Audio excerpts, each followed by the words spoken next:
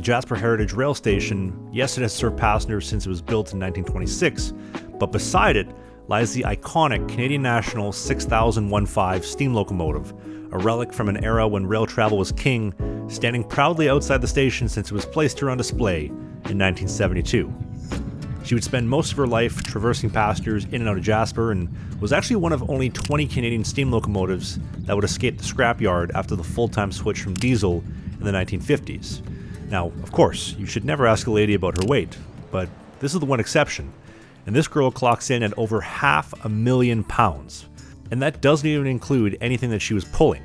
And the land that she currently occupies right now is actually where Jasper started when Grand Trunk Pacific ran the first passenger train through here in 1911, but would be renamed the following year in 1912 after the Jasper House fur trading post. Originally, Jasper was just a workers' camp en route to the Pacific and Prince Rupert,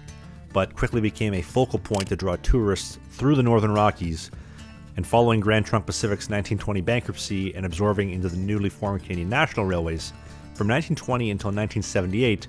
Canadian National would operate its daily passenger service through town here on the Supercontinental, and that originated in Montreal and Toronto, heading west into Winnipeg, Saskatoon, Edmonton, here in Jasper, but instead of heading north to Prince Rupert, they would follow the Canadian Northern Railway route south, arriving on the west coast in Vancouver outside of Pacific Central Station, which is actually why you see the mile countdown outside the Jasper station as 2,500 miles from Montreal and 500 from Vancouver, because that was the transcontinental route that this station served back then, despite today it serves Vancouver to Toronto on the Canadian, because Montreal and Ottawa were removed by the Canadian government on the transcontinental route in 1990. And don't worry, I'll cover all this and more in an upcoming episode where I'll take the Rupert Rocket from here in Jasper all the way north into Prince Rupert later this summer.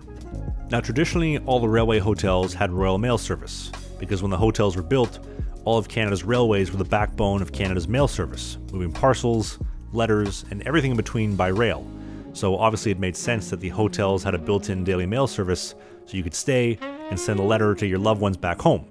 And last year when I stayed at the Hotel Vancouver, I ended up writing a letter home to my mom in Winnipeg to let her know, first off, how much I love her, and also how excited I was for our upcoming trip at the Fort Garry. And at the Best Burl in Saskatoon, I sent Bella a letter to tell her how excited I was for our stay upcoming at the Hotel McDonald in Edmonton.